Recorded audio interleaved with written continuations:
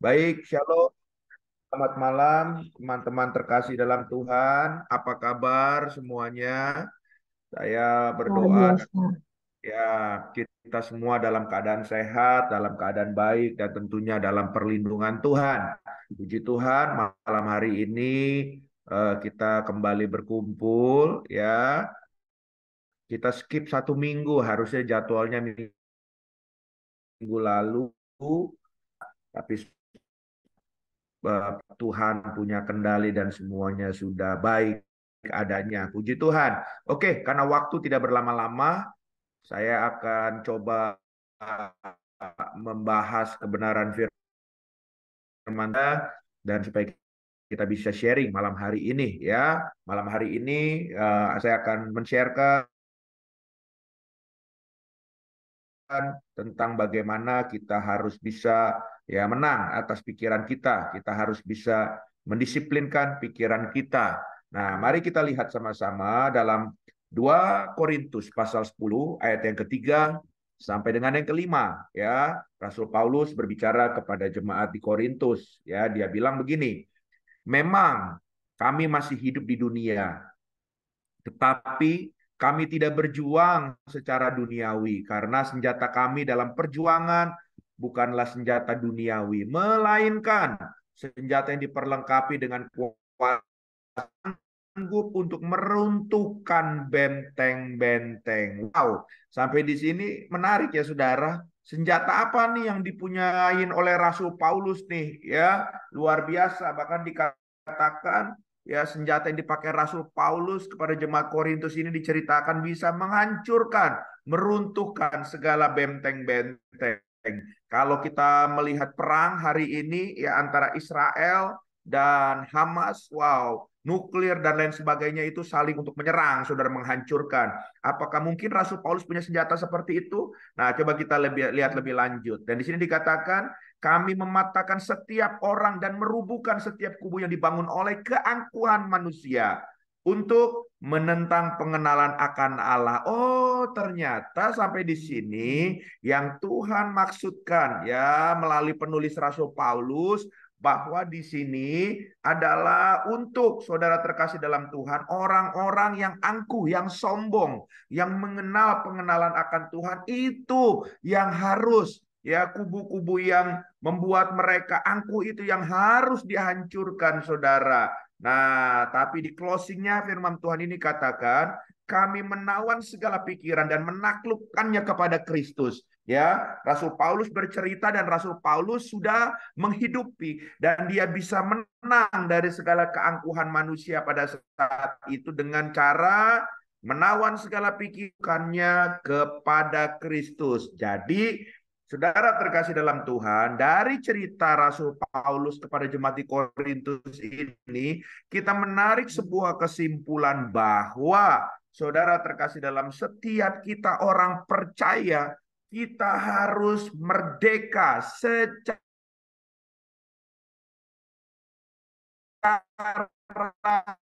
pikiran. Haleluya. Merasa dirinya masih dijajah. Haleluya. Dan inilah salah satu tanda yang membuat mereka nggak bisa masuk dalam destiny Tuhan. Masuk dalam rencana Tuhan. Contoh, Israel waktu itu sudah dibawa keluar dari tanah perbudakan, dari tanah Mesir. Tapi di padang gurun, sekalipun sudah meninggalkan tanah perbudakan, mereka bersungut-sungut. Kenapa? Karena pola pikir masih pola pikir lama, mentalnya masih mental lama. Bahkan waktu ada sedikit proses, dia bilang sama Musa, Musa, kenapa lu bawa keluar kita? Ya, kalau kita ada di tanah Mesir, tanah perbudakan, walaupun kita masih kerja rodi, kita capek-capek, paling enggak kita masih makan yang lumayan enak lah. Tapi di sini di padang gurun, kalau sampai kita dikejar dan kita ketangkep, matilah kita semua. Ditambah lagi makanan ini tidak ada. Saudara terus bersungut-sungut. Nah, ini bicara sudah keluar dari tanah perbudakan, tapi mentalnya dan pikirannya masih mental dan pikiran perbudakan. Haleluya. Jadi, daripada kebenaran firman ini penting sekali kita harus belajar memerdekakan terutama pikiran kita. Karena kalau pikiran kita dimerdekakan, maka mental kita akan merdeka juga. Coba kita lihat baik-baik dalam Mazmur ya pasal eh ya dalam Roma 12 ayat yang kedua. Makanya di sini dikatakan, janganlah kamu menjadi serupa dengan dunia ini, tetapi apa? Berubahlah oleh pembaharuan budimu, sehingga kamu dapat membedakan manakah kehendak Allah, apa yang baik, yang berkenan kepada Allah, dan yang sempurna. Haleluya, haleluya. Kalau saudara ingin pikiran saudara merdeka, maka ada satu kata di sini, berubahlah. Ya, saudara juga harus mau merubah pikiran itu sendiri. Ya, karena kalau kita bicara pembaharuan akal budi, ini bicara soal pikiran kita. Nah, kalau saudara nggak mau melangkah, mengambil keputusan dan bertindak untuk merubah pola pikir saudara juga, maka ya saudara nggak akan dimerdekakan. Nah, bagaimana caranya? Tentunya tidak mudah, saudara. Walaupun saudara punya kemauan merubah, tidak mudah untuk merubah pola pikir saudara.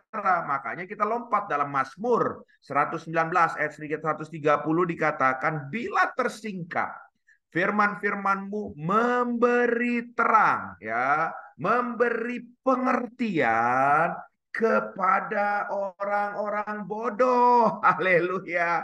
Ya, jadi saudara terkasih dalam Tuhan, kita semua ternyata masuk dalam bilangan orang seperti ini. Sebelum saudara terkasih, kita disingkapkan pola pikir kita dengan kebenaran firman Tuhan.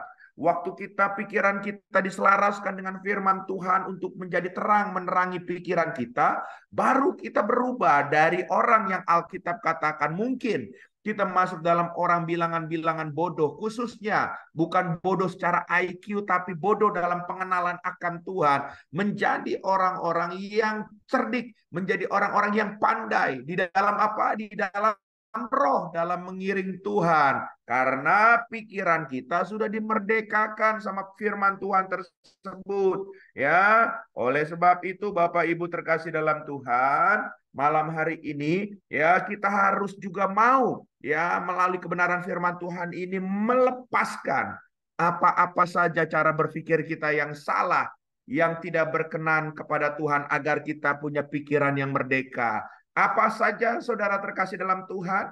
Ada beberapa hal yang saya ingin bagikan. Yang pertama, ya, cara berpikir yang salah yang harus dilepaskan. Yang pertama, pikiran perfeksionis. Haleluya, ya.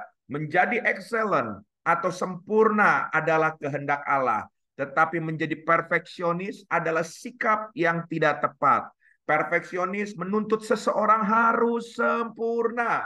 Haleluya. Kalau ada di antara kita yang tipikal perfeksionis, ayo, ya kita harus lepaskan. Kita nggak boleh seperti ini, saudara. Ya, karena waktu saudara perfeksionis, saudara akan menuntut orang yang ada di sekitar saudara, termasuk pasangan hidup saudara pun harus punya standar sama seperti saudara, dan itu tidak mudah. Yang ada malah ya kehancuran, keributan, pertentangan dan lain sebagainya. Jadi, saudara terkasih dalam Tuhan, walaupun saya tahu orang perfeksionis ini adalah orang yang punya standar yang tinggi, tapi janganlah selalu menakarkan standar itu kepada orang lain. Ya, haleluya. Nah, bagaimana caranya? Roma 15 ayat yang ketujuh, supaya kita nggak jadi orang yang perfeksionis. Di sini dikatakan, sebab itu terimalah satu akan yang lain, sama seperti Kristus juga telah menerima kita untuk kemuliaan Allah. Haleluya. Kalau saudara diberikan pasangan hidup, teman sekantor, teman sepelayanan, teman setim, atau apapun juga, ya, nggak sesuai dengan standar saudara karena saudara perfeksionis, ayo belajar saling menerima. Katakan sama-sama menerima. Haleluya. Ya, supaya kita akhirnya bisa sama-sama teamwork. Kita bisa sama-sama masuk dalam destiny Tuhan, dalam tujuan Tuhan, dengan apa yang Tuhan percayakan. Jadi pikiran perfeksionis ini, ayo kita buang ya, saudara terkasih dalam Tuhan. Karena kadang-kadang perfeksionis ini yang menghambat kita semua menjadi pribadi yang merdeka di dalam Tuhan. Haleluya. Ya, bukankah Tuhan sendiri juga maha sempurna? tapi dia tidak menuntut saudara. Haleluya. Dia selalu menunggu, menanti, dan dia mengarahkan saudara, tapi dia tidak menuntut saudara. Karena saudara pun dikasih free will. Siapakah kita kalau kita mau menuntut pasangan kita harus seperti apa yang kita kehendaki. Haleluya. Yang kedua, saudara terkasih dalam Tuhan. Cara berpikir yang salah yang harus dilepaskan. Ya, harus mendapat dukungan semua orang. Wah, saudara, bahaya ini saudara terkasih dalam Tuhan. Orang yang seperti ini nggak memiliki inisiatif biasanya, ya, senantiasa mengharapkan orang lain mendukung. Kalau ada yang tidak setuju berpikir bahwa ia salah atau bahkan cenderung berpikir, wah, orang ini musuh saya nih. Wah, ini bahaya, saudara. Ya, kita tidak dapat selalu menyenangkan semua orang. Itu yang harus kita sadari, saudara terkasih dalam Tuhan. Jadi, jangan juga berharap ya semua orang mau mendukung saudara nanti. Yang ada, kalau itu tidak terjadi, saudara yang kecewa sendiri. Nah, bagaimana kalau kita sudah kecewa, kita bisa punya pikiran yang merdeka dalam Tuhan? Kan nggak mungkin. Haleluya.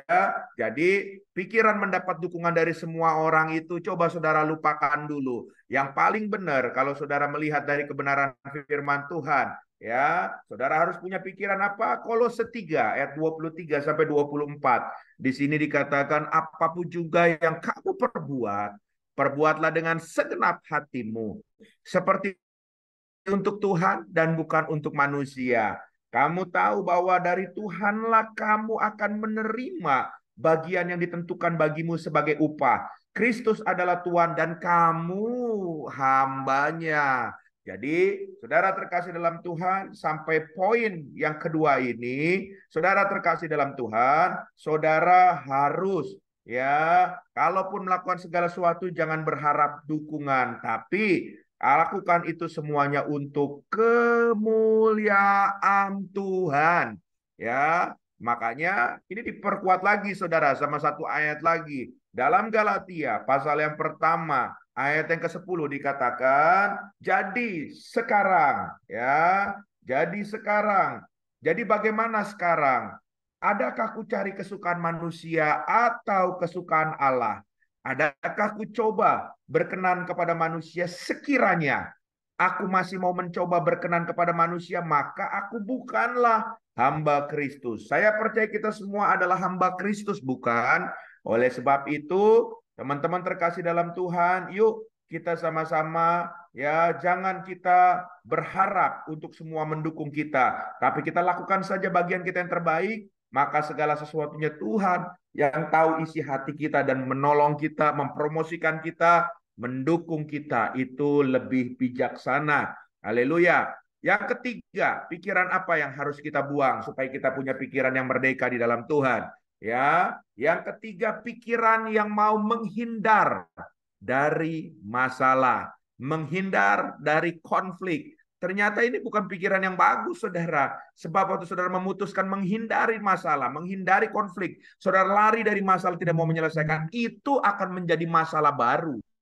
Haleluya. Ya, cara berpikir ini dimiliki oleh orang yang senang dengan jalan pintas, mencari pelarian ketika menghadapi masalah. Faktanya justru semakin parah jika kita menghindarinya, ya. Makanya bagaimana caranya, solusinya, jalan keluarnya supaya kita jangan lari dari masalah. Filipi 3:13 14 ya. Aku melupakan apa yang telah di belakangku dan mengarahkan diri kepada apa yang di hadapanku dan berlari-lari kepada tujuan untuk memperoleh hadiah, yaitu panggilan sorgawi dari Allah dalam Kristus Yesus. Saudara harus tahu goal orang percaya. Ya, kalau saudara fokusnya kepada Tuhan, saudara akan berani ya menghadapi segala masalah. Saudara akan berani menghadapi segala tantangan yang terjadi dalam hidup saudara, maka Tuhan akan membela, Tuhan akan mendukung dan memberikan kemenangan buat kita semua. Katakan sama-sama amin. Haleluya, haleluya. Ya, yang keempat. Nah, apalagi yang harus dilepaskan? Ya, pikiran kalau saudara akan bahagia jika semua berjalan sesuai dengan kemauan saudara. Ya, jujur, banyak orang nih yang seperti ini nih. Ya, kalau kita lihat istri kita nggak seperti maunya kita, hilang bahagia kita. Suami kita nggak seperti apa yang kita mau, hilang bahagia kita. Bahkan anak kita, ya mau kuliah tidak ambil jurusan seperti yang kita inginkan, kita kecewa, kita nggak bahagia lagi. Ya, tapi tanpa kita sadari, orang seperti ini adalah orang yang sebetulnya otoriter, mau menang sendiri, egois, saudara terkasih dalam Tuhan. Ya, haleluya. Jadi oleh sebab itu yuk kita hindari, ya, kita bisa bahagia kalau semua berjalan kemauan kita, sebab tidak selalu semuanya itu bisa berjalan sesuai dengan kemauan kita. Makanya Kisah Para Rasul, ya, pasal 20 ayat 24.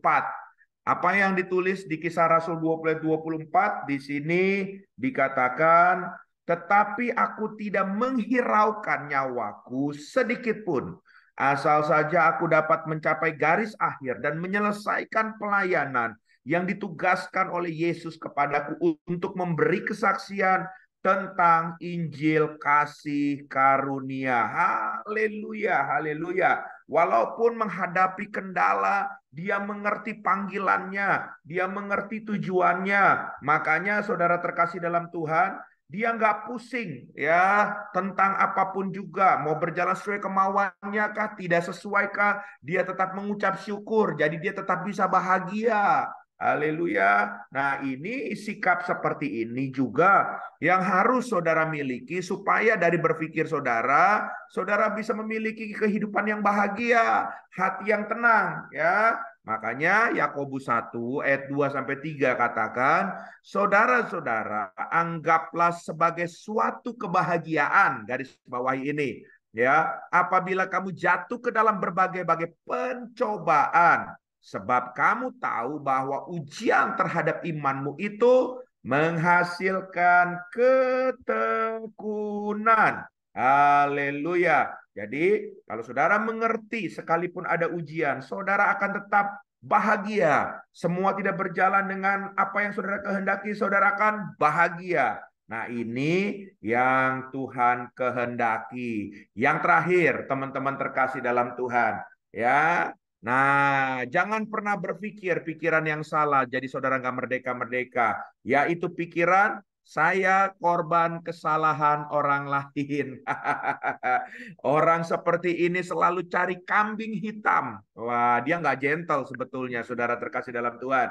Ya, tidak mau mengakui kesalahan apapun yang dilakukan. Selalu orang lain yang harus bertanggung jawab. Nah, dari prinsip daripada kebenaran firman Tuhan ini, yuk kita sama-sama, ya, jangan selalu berpikir kesalahan orang lain, ini pikiran yang salah. Tapi belajarlah berpikir bahwa kalaupun memang salah, kita akui salah.